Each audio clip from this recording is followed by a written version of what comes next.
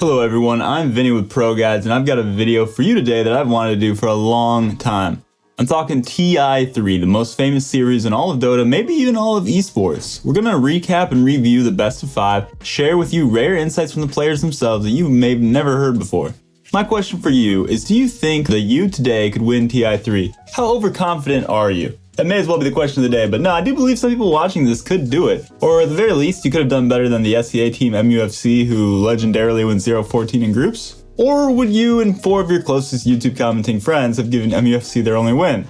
Let's start by discussing what the meta looked like heading into the grand finals first. The top 10 heroes of the event were Batrider, Wisp, Outworld Devourer, Lifestealer, Alchemist, Visage, Weaver, Chen, Darkseer, Naga Siren, and Nature's Prophet, which is actually 11, but NP and Naga were tied in picks. Laning was almost exclusively tri-lanes with a solo offlaner. It was much more common to see a jungler than dual lanes. Mid lane was more kill heavy than it is today because of the cliffs in front of the tier 1 being a lot bigger and more awkward shaped, allowing more possible ganks, and the distance between the mid towers was greater so you could chase an out of position player more easily. In general, dives and early kills were more common because TPs required their own main inventory slot, cost more, and you didn't get any for free. This meant TPing to turn around a dive was way more risky. Ultimately though, the amount of mid-game action was generally lower than it is today because creeps were worth more, which incentivized farming, and supports were too underfarmed to start fights easily. The most dominant team coming into the event was Alliance, who ended up winning the whole thing, as I'm sure you know. They played mainly a rat Dota type style, an efficiency style, where Admiral Bulldog would generally be their true position 1, who would be dedicated the most farm.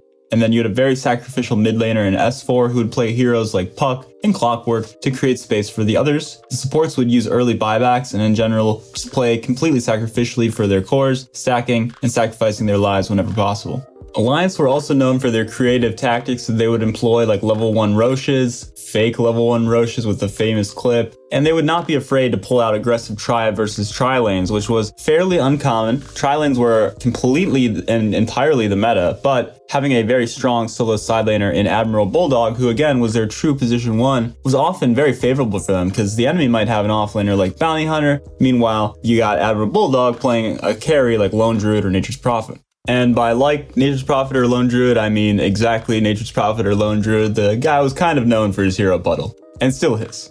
The group stage went by with Alliance achieving an insane perfect 14-0 record to get at the top of their groups, and Na'Vi also ended at the top of their group with an 11-3 scoreline. Other famous storylines include that of Team Liquid, who was the only North American team, and they won 2 rounds in the lower bracket, defeating LGD on the back of some very flashy Bulba Clockwork plays. NA was kind of considered, and still is considered, the weakest region, so this was a big accomplishment for them. You had MUFC going 0-14, which is the worst the team has ever done at the International, but it only made it all the sweeter for when SEA had a good run in TI6, where they defeated the tournament favorite OG. And then you had one of esports' most famous moments that makes top 10 lists all around YouTube, and we're talking about the Fountainhoof. The Fountainhoof refers to the Chen Pudge combo that Dendy and Puppy were able to execute in a winner's bracket final game against Tong Fu. The way it worked is Chen would use send back on the Pudge, and if Pudge hit a target with his hook right as send back was going off, the hook would actually pull that hero to Pudge's new location. So Chen would just relocate the Pudge into the fountain, and then Pudge could take any enemy to the fountain as long as he hit hook at the exact same time. This was one of the most creative and coolest combos we had ever seen in Dota. The crowd absolutely loved it. The only person who didn't like it was probably Dong Fu and Loda, who infamously said, "How is that even balanced?" Well, it was probably balanced by the fact that Pudge was a garbage hero, still is, but was probably even worse then somehow. And you had to hit hook at that exact same timing. It's hard enough to hit hook as it is, but you had to hit it at exactly a 1/10 of a second window. Now we're ready to discuss the grand finals themselves. Longtime fans of Dota know about Game 5, but there were 4 whole other games worth talking about. In Game 1, there was a massive outdraft in favor of Alliance. Na'Vi chose the grand finals to experiment with Carry Vengeful Spirit, and the rest of the draft consisted of Batrider, Bounty Hunter, Visage, and Veno. Meanwhile, Alliance had Gyro, Clockwork, Nature's Prophet, Io, and Enchantress. Na'Vi's draft was so bad, particularly against Alliances, and I think they knew it too because they GG'd out in only 15 minutes before the game was even over. 15 minutes is the second shortest grand final game ever, only topped by the last game of the TI4 grand finals. Of course it was the TI4 grand finals that topped that, am I right? Navi's draft was so bad because they had no wave clear against summons, not enough wave clear period, and their offlaner was not a space maker, but instead a hero that needs kills in team fights in Bounty Hunter. So how was that supposed to happen when Alliance had heal and Navi had no burst damage? Navi also made a big mistake in my opinion by banning Chen and then not taking Enchantress. Throughout the tournament, these heroes were picked in response to one another in order to steal creeps back and forth, but instead Navi just had zero answers to summons. Game 2, Navi bounced back and it was Alliance's turn to draft terribly. Navi once again obliged with a bad Chen ban, yet Alliance didn't pick up Ake's best-in-class Enchantress that had just destroyed the previous game. Instead, they opted for a Venno Beastmaster dual mid lane. I wish I was making that up, I almost can't imagine a worse lane against Dendy's Batrider. S4 went 0-8-0 on Beastmaster, and Alliance GG'd out in 20 minutes, so a little bit better than Navi game 1, but really not so much. S4 going 0-8-0, Ake ending a 20-minute game as level 5. I mean, what was the point of the lane that they picked? Dual mid lanes have occasionally been options, yes, but with heroes like Io and Lich backing up a hard carry like Morphling, not a Venno and a Beastmaster. In game 3, that's when the hype level started going up. Now we finally had some interesting balanced drafts up against one another. Navi with a interesting middle core Io pick for Dendy, and then they had the Havost Alchemist, which they picked every game other than game 1 for him. Alliance responded with a middle Admiral Bulldog Lone Druid and a very interesting for the time support duo in Lina plus Ogre Magi.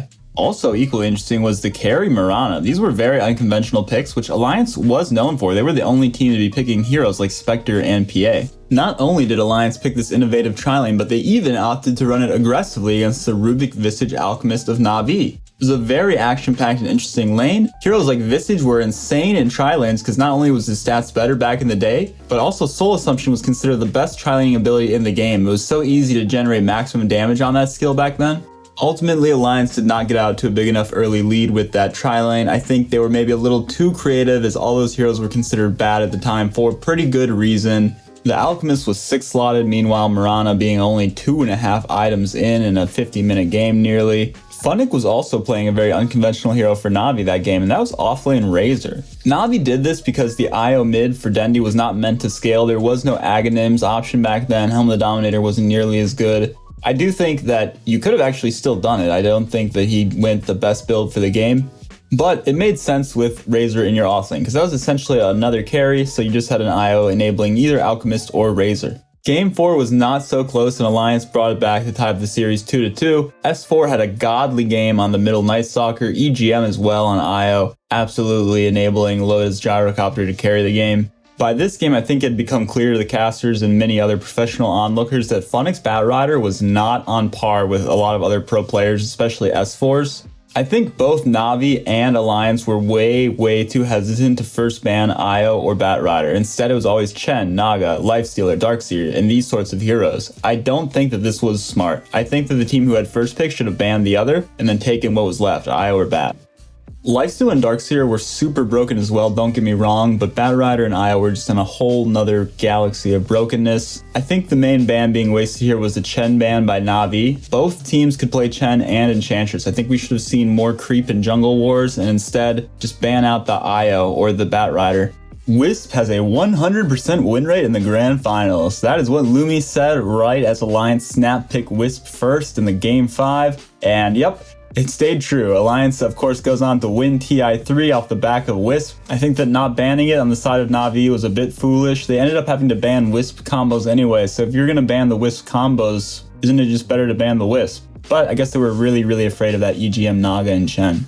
Dendy is all smiles after Navi's 4th pick Enigma, and I do think that was a big draft win for Navi there. They picked Rubik first to block that potential counter pick, and the Ake Crystal Maiden seemed a little random and didn't really answer any of the heroes that Navi already had, so I'm sure they were feeling super good about that Enigma. Alliance respond with a 4th pick Puck for S4. Now I do like the Puck, it is a nice cancel for Black Hole and an answer to the BKBs that Navi will undoubtedly be getting. BKB was just insanely strong during this patch, so everyone gets BKB, but especially Enigmas and Alchemists. I do wonder though, was this too early of a Puck pick? They had last pick, so why not counter Dendy's last pick mid? Maybe they thought it was Batrider mid already, which makes sense, because I do think that Funnick's Batrider was weak, and that maybe Navi would have preferred to play it as a middle hero. With one of Loda's favorite heroes and a great IO pairing and Gyrocopter being banned out by Navi last, they turned to CK, which was another creative pick for Alliance. This hero was not very good back then, but it certainly had great synergy with IO. And then we have this legendary game 5 that we all loved. We loved it because it was close, it was intense, and there was mistakes on both sides.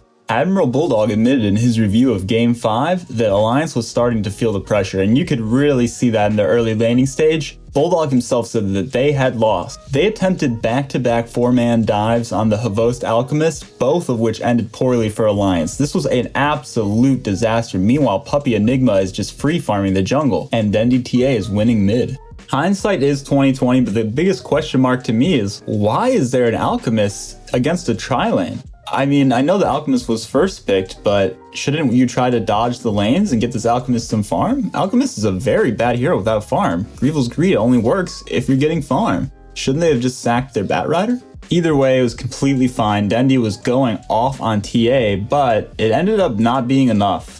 At 15 minutes, all of Navi's cores are quite a bit ahead of Alliance, except for Alchemist, but Enigma is essentially the real core in this game, and I do think Havost was very smart to go items like Blade Mail and Mechanism, considering how bad his game was, but again, I still have to question, why did you pick an Alchemist to play a supporting role? Alliance's ticket back into the game comes at 18:30 when Navi starts to Rosh. There was a couple things wrong with this Rosh attempt. Number one, Dendi's item build was really bad. I hate to say it, Dendi was absolutely destroying and owning, but he went phase boost Daedalus. Now it was different times, this wasn't as bad as it would be today, but even back then, Tread's Desolator was way more DPS, especially if your goal is to do Roshan. In fact, he didn't even have Daedalus at this point, he went BKB first item. Now that wasn't that weird back then, but he didn't need it that bad. Look at these heroes, his team should probably be able to protect him a little bit. Even considering all of that, Admiral Bulldog himself says that Navi would have won if they just kept doing Rosh, but instead they left the Rosh pit for the black hole that Puppy hit. It didn't matter though, the black hole should have just been to create space to finish the Roshan, and then they could either leave or do the fight from there. But instead, they waste time foolishly going on a CK who's very tanky, especially when there's an IO backing him up, and they lose the Roshan, throwing their giant lead. Navi really did have so many chances of this Rosh fight, but they messed up a lot. They used buybacks in order to contest it, and then they just ended up feeding without their black hole. Dendi's TA also had over 3,000 unspent gold. That is just net worth that is being useless, burning a hole in your pocket. The only other hero having a great game was the Enigma, who, without black hole, it doesn't really matter how farmed you are.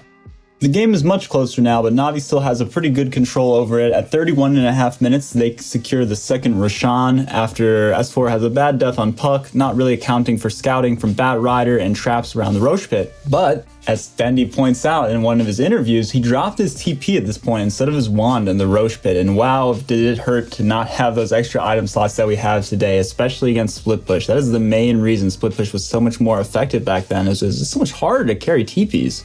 It was around this time that Alliance made the call that they only want to split push for the rest of the game. Moda was ratting with the IO bottom. At the same time, Navi claims the mid melee racks from Dire.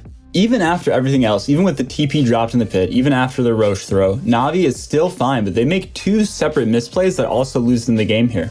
Funnick's Batrider does not hit a very good flame break on Crystal Maiden. If he had hit a better flame break, it would have knocked him back into Dendi, allowing that kill. Additionally, Kuroki's Rubik tries to chain stun, but fails by only a millisecond. The stun bars were not around during this time, so I do not blame him, but what he did is he lifted the S4 Puck that just bought back, stole silence, but then missed the stolen silence on the Puck. CK was now threatening Navi's barracks bottom, so Navi of course TP out, but then that's when the first $1 million Dream Carl comes and the Puck hits 3 of them, canceling TPs, and it absolutely shreds Navi's base because the Bulldog Nature's Prophet TPs in as well.